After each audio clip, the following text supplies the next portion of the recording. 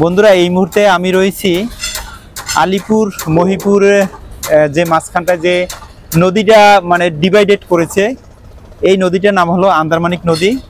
তো এখানে প্রচুর মাছ ধরা ট্রলার রয়েছে, যে ট্রলারগুলো সাগরে মাছ ধরে।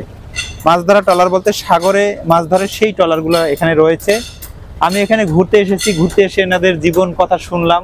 আমি ভাবতাম যে ডেলি যায় ডেলি আসে, কিন্তু ওনাদের কাছে শুনলাম যে ওনারা 8 থেকে 10 দিন থাকে, কখনো 15 দিনও থাকতে হয়। মাছ যদি সেরকম না হয় তাহলে আবার থাকতে পারেও না, বেশি চাইলেও থাকতে পারে না। সেক্ষেত্রে তাদের খাবার ফুরিয়ে যায়। তারা একটা ট্রলারে 8 থেকে 10 জন যায়, সেজন্য তাদের পর্যাপ্ত খাবার, পর্যাপ্ত পানি এগুলো কিন্তু নিয়ে যেতে হয়। বিশেষ করে পানিটা না থাকলে কিন্তু তারা এক মুহূর্ত তারা থাকতে পারে না। তারপরে তেল এবং পানি, এই দুইটা তাদের থাকতেই হয়। তো এই দুইটা যদি ফুরিয়ে যায় তাহলে কিন্তু তারা বিপদে পড়ে যাবে, যে কারণে তারা আন্দাজ করতে পারে যে এখন আমাদের ফিরে যাওয়া উচিত, এবং তখন তারা কিন্তু সাগর থেকে রিটার্ন হয়। তা সাধারণত তাদের এই পেশাটায় আছে, সপ্তাহে বা 10 দিন পর পর সাগর থেকে ফিরে আসে।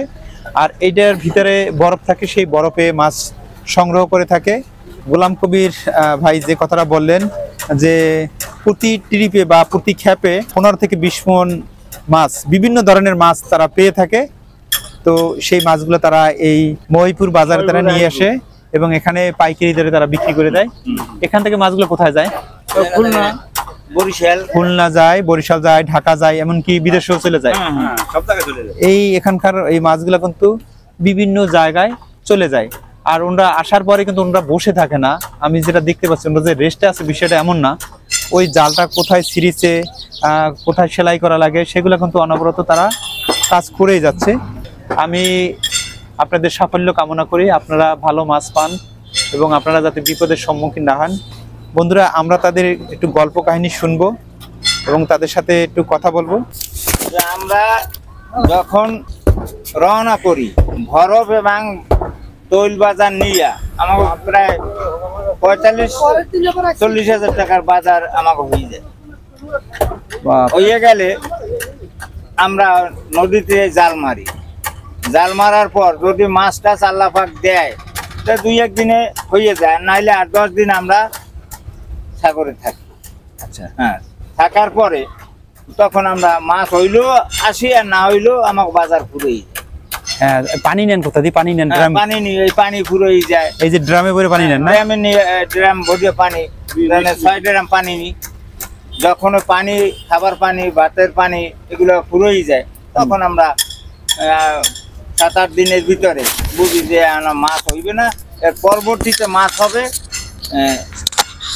সামনের বন ভালো আছে, নয়া বন দেখে অথবা পূর্ণিমার বন দেখে, আচ্ছা, আমাবস্যার বন দেখে মাছ হইতে পারে। এটা আমরা নলেজে আইডিয়া করি।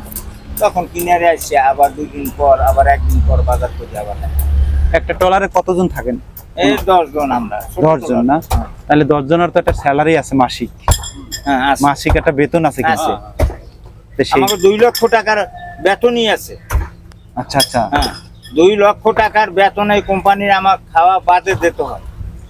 খাওয়া বাদে? খাওয়া বাদে, তার মানে ডলার খরচ বাদে।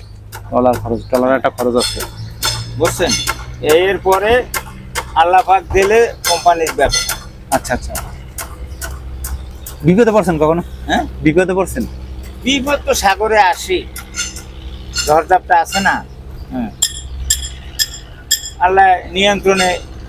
অনেক সময় আছে না ডাকাইত করে মাছ টাছ নিয়ে যায়? ডাকাইতে তো নিয়ে যায়, ডাকাইত এখন আবার নামে গেছে। আওয়ামী লীগের আমলে ডাকাইতে ছিল না।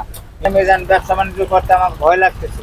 একটা মাঝি আমাকে উঠেই নিয়ে গেলে ওইখান থেকে ছাড়াইতে 2-3 লক্ষ টাকা লাগে। এইবার মোবাইল করে যে বাড়ির থেকে টাকা আন, নাইলে পিডাইয়া কয় আপনার যদি সন্তানে বাড়ি বই আপনার কান্না শোনে মোবাইলে, বাবা আমার উদ্ধার করে নেও, তখন বাড়িঘর বেশিও তো টাকা দেওয়া লাগে। আচ্ছা, এখানে অনেক সময় আছে না, শুনি আমরা টিভিতে দেখি যে অনেক সময় আপনারা বর্ডার ক্রস করে যান, হয়তো আপনারা যান নাই, কিন্তু এখানকার 2-1 জনে গেছে, এরকম আছে না? অনেক সময় ভুলে ইন্ডিয়ার ভিতরে ঢুকে যায়, আবার ইন্ডিয়ার থেকে বাহিরে শ্রীলঙ্কা কুলো যাওয়া পরে। তারপরে বিপদ সম্মুখে যখন মানে অনেক সময় ছেড়ে দেয় না, হ্যাঁ অনেক সময় না দেখলে ওই শ্রীলঙ্কা ওরা ছাড়ে না, ইন্ডিয়া ভারতালারা ছাড়িয়ে আর কি 3 মাস আজত রাখে। ওই এমনিতে একটু খাতির করে না, না না মাছ টাছ দিলেও করে না যে আমার যে কোনো খাতির করে না, দয়া করবে।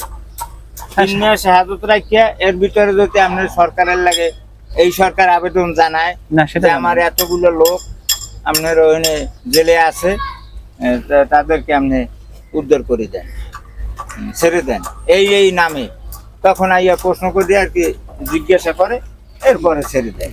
7 বছর 10 বছর মারাও গেছে, ও জেলে বসে, তাই না?